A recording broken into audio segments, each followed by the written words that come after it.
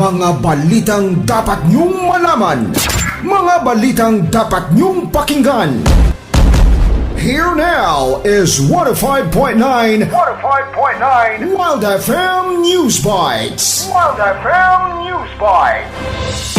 Center time, it is now a minute after 7 o'clock in the morning. And now for the news. Iga-anunsar ni President Ferdinand Marcos Jr. ang iyang desisyon kung isuspend o kung buhinan ang excise tax sa mga produktong petrolyo subunga adlaw suno kay Palace Press Officer Claire Castro. Sang April 7 nagsubiter ang Development Budget Coordination Committee sang rekomendasyon para sa pag-aprobar ni Marcos kung isuspend o kung buhinan ang excise tax sa gasolina, diesel kag iban pa nga gatong. Samtang ginhatagan pagtamod sang Malacañang nga ang desisyon sang presidente magahatag sang balanse sa tunga sang pagpanubo sa presyo sang gatong kag income sang gobyerno agud mapadayon sini ang social programs kag infrastructure projects. Nahibaluan nga nagpaandam ang Department of Finance nga ang pagsuspend sang pagkolekta sa excise tax sa gatong halin Mayo tubtob Disyembre ang magaresulta sang revenue loss nga 136 billion pesos.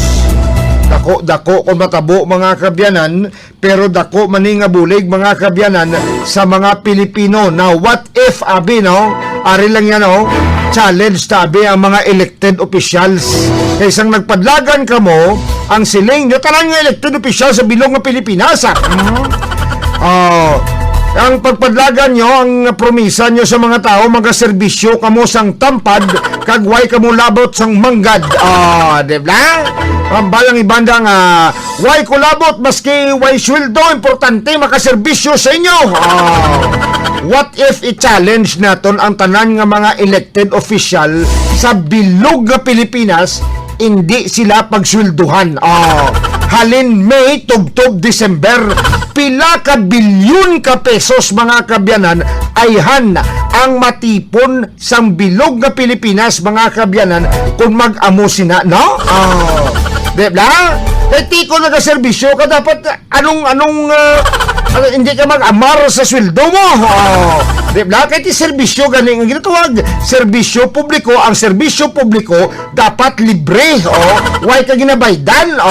Tikaron, direta mabalaan mga kabyanan kung sinugid nga mga politiko, mga kabyanan sa bilog nga Pilipinas ang tudtuod kag handa nga magaserbisyo, magasakripisyo para makabulig sa mga Pilipino.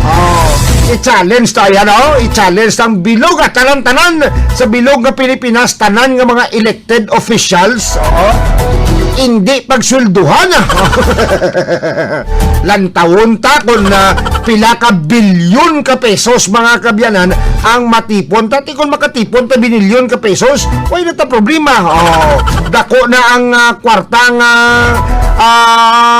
magamit naton para sa benepisyo sa mga Pilipino, di ba? Kung hindi pagkawaton. Di ba? Munang ambal blan nila kung kisa, kung kaisa, hindi problema ang kwarta. Ang problema, ang paggamit sang kwarta. Di ba? Kiting mga Pilipino, yung mga kabyanan, kung niya ready nga, kumbaga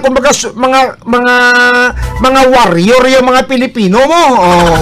Muna lang mga Pilipino, tagaan mo 500, paiguon. Kung tagaan mo 1,000, paiguon. Kung makanto na din sa punto nga, tagaan mo Pilipino, yung 300, paiguon, magyapon na mo. Madiskarte, balaan yung mga Pilipino. Di mo na binaw, i-challenge ta ang aton nga mga elected officials sa bilog nga Pilipinas nga hindi sila pagswelduhan kag tapos ang kwarta nga ginasweldo sila amo nang gamiton ta nga para makabulig sa bilog nga mga Pilipino nga mahagan-hagan ang kabudlay kag kapiot sang pagpangabuhi subong. Challenge accepted.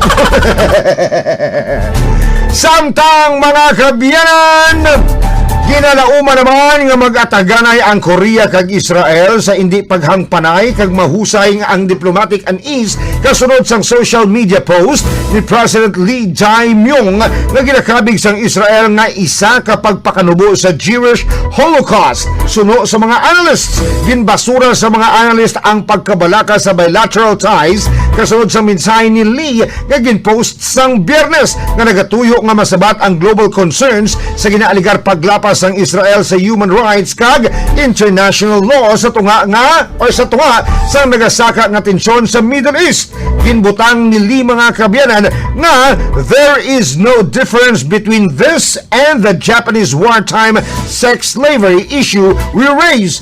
The massacre of Jews or wartime killings mga kabyanan. Tigilayon ini nga ginkundilar sang Ministry of Foreign Affairs sang Israel nga maatag nga na insulto sa pag-repost ni Lee sang disputed footage halin sang September 2024 kag ginaligar nagapakita sang pagpang-abuso sang Israeli soldiers sa isa ka Palestinian child kag paghaboy sa iya halin sa isa ka rooftop.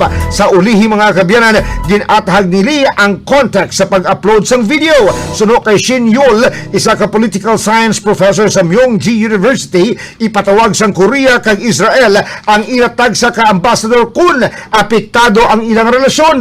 Para naman kay Min Jong-hoon, isa ka professor sa Korean National Diplomatic Academy, wala nagakabagay ang mensahe sang presidente. Wow. Dapat subong mga kabyanan, akapin pa kon mga lideres kita, mga leader kabi sang pungsod, mangin sensitive kagid.